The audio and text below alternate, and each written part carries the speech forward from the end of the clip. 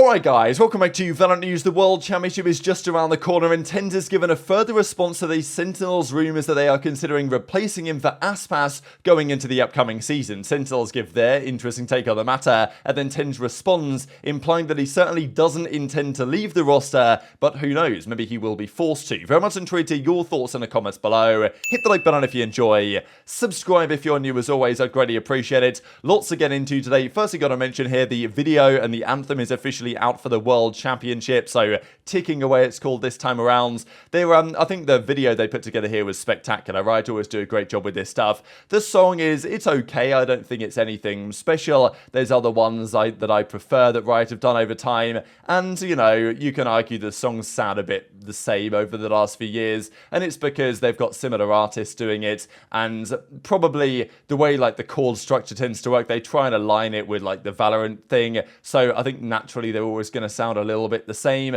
but still, I think it's a pretty good song, and the video they put together is pretty marvellous. So yeah, excited for the World Championship, absolutely. Riot always do a great job with stuff like this. Also though, Global Esports, who won't be at the World Championship, confirm that their coach is gone, a Razor. They are going to get rid of him, and they're going to make other changes, because Global Esports were not surprisingly competitive, but you know, there was a time where I think if they made a couple of changes, and obviously they're not necessarily allowed to until now when the season is over, they could have been rather competitive here, right? So I think a lot of people will be hoping that Global Esports definitely make some strides next season, and they're going to change their coaches to try and make that happen. Lots of big name coaches on the market right now that will be an interesting option for plenty of other teams. And speaking of coaches, we have Mini here at Fnatic talking about how Anders has been supporting them again with some stuff for champs. So look, if you thought Fnatic were going to be underprepared, they're not going to be underprepared. They're going to be there in fours, and it's going to take a really tall order to take them down. There also have been some rumors here that given the fact that Champions is in Los Angeles,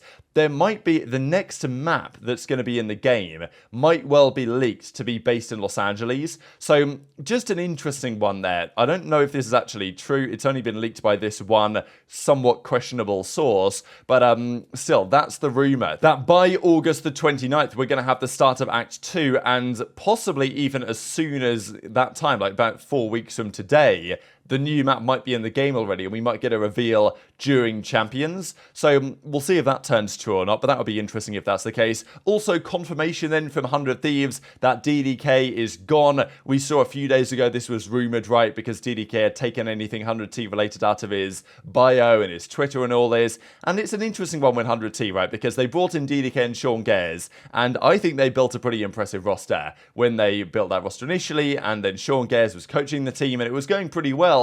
They were taking some steps forwards, but then ShahZaM decided to step away, go for a content thing, go elsewhere, and yeah, DDK, they've moved on from him as their general manager, deciding they're no longer going to continue his contract there to build the roster going forwards. So, you know, he says, you know, shout out, DDK's a great guy. So we'll see what he does next exactly. As far as what's next for me, more to this or more to come on this over the coming days. And look, I think DDK is such a good caster. It was great to have him as a caster in Valorant, and then Riot kind of decided that Sean and DDK weren't the guys for them, so they went down a different route, and well, who knows what they'll do next, but I'd like to see him back on the mic at some point. There was also some drama, as there always is, around game changes and the way that it's been structured this year. So V1 Mel actually gives her thoughts on this, because last year game changes definitely felt like a bigger thing than it did this year.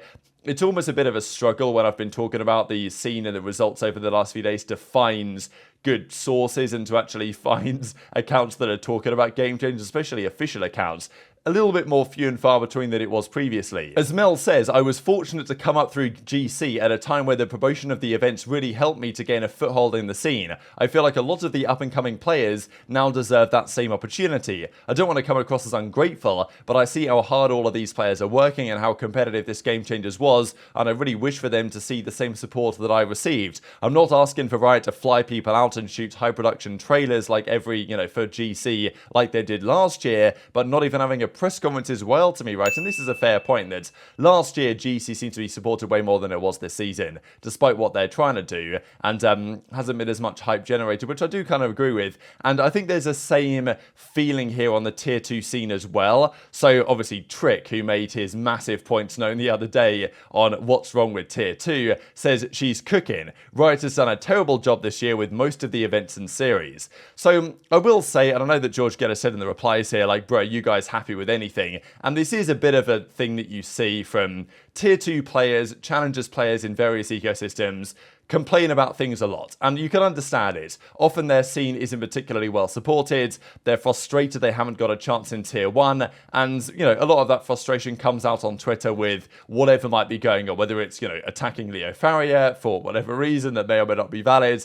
That's how things often work here in tier 2 ecosystems. Does it mean that Trick is necessarily wrong? I don't think so. I think that he did make some fair points, and I think the Mel makes some fair points as well. Have Riot done a terrible job this year with most of the events and series? And tweet your thoughts on that in the comment section below. But yeah, definitely lots of frustration lately with the way things have been handled, and there's plenty months of basically nothing after the World Championship until things will actually start off yet again. This also from Shao. He's arrived here in the US. Hopefully his visa and everything went through at US Customs and he's going to be there, no issue. But yeah, this was the Insta story here from Shao, as you guys can see at the top of the screen. But let's talk Sentinels and how things are going to be going with this roster going forwards, because they're not at the World Championship, of course, but the World Championship is upcoming. They also did their tier list. This is the tier list of the FUT Esports guys putting together what they think is going to happen. They've got PaperX and Fnatic, of course, in the S tier. Then DRX, NRG, well, Liquid, Loud. And Loud are, for many, the interesting one in this situation.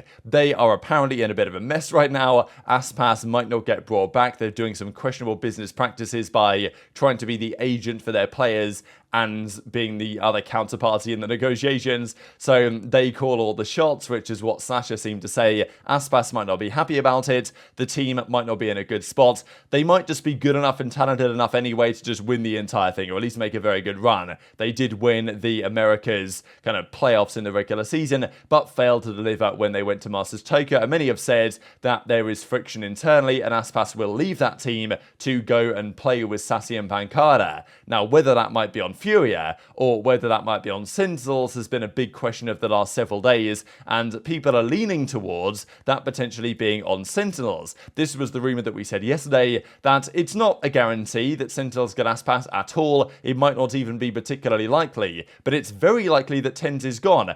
That was the number that Sasha said, that it's 90 to 95% sure that TenZ is going to be off that team next season. Now, this is the question.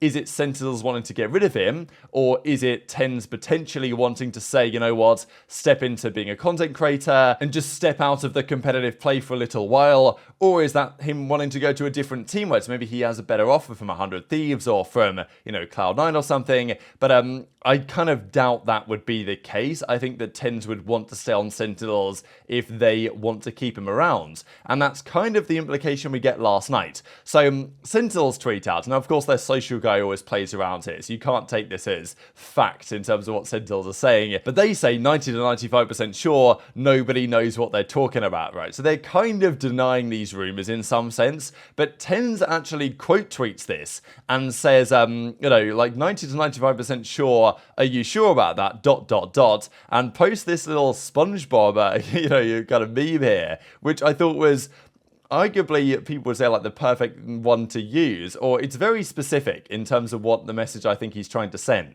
Who do they think they are? I've given the best years of my life to this place, and they think they can just fire me like that? Like trash? I don't think so. So it seems to almost be implying, right, that, you know, they're trying to, he feels like maybe he might be getting pushed out of this team to some degree. Maybe he's just joking around with Sentinels and he's confident they're going to keep him. But I'm not so sure that's necessarily the case. We don't know if TenZ is going to stay.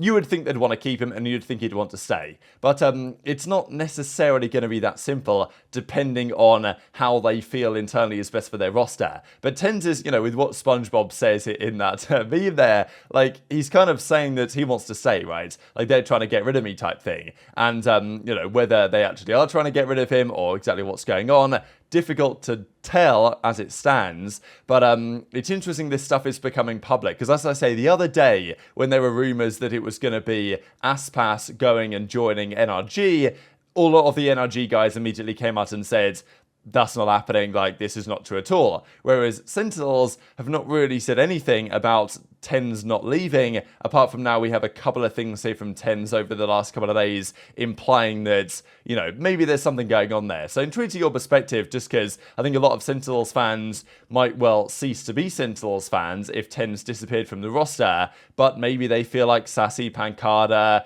Aspas, I don't know, keep Zekken around +1 is the way to go with no TenZ involved any longer. They also come up with their tier list here, right? So definitely winning champions is Fnatic, probably winning champions, so they put PaperX down here in a different tier to Fnatic, which I think is fair, because I don't think anyone is really alongside Fnatic in the current tier list. And they also have Loud in here as well, so NRG, Liquid, kind of similar to what the other guys came up with. They've got EG, EDG, they've got DRX one tier lower here actually than T1. Crew is like GG well played, Zeta, Na'Vi, and then here for the hype of the other teams with, you know, Foot Esports down here and Giants down. Now, I think Giants could potentially cause a bit of noise this tournament, but yeah, we'll see. So TenZ is involved in the content, right? So it's good to see him around, but yeah, it's not exactly clear what the future holds for him and that organization. Thought this is kind of interesting. The only organizations to qualify for all 3 champions events are Fnatic, Liquid, and Crew, but none of them have ever actually done that well in terms of going deep in these tournaments. So only 3 teams have qualified every single time. There's a couple of teams, of course, that have qualified for champions and another previous one,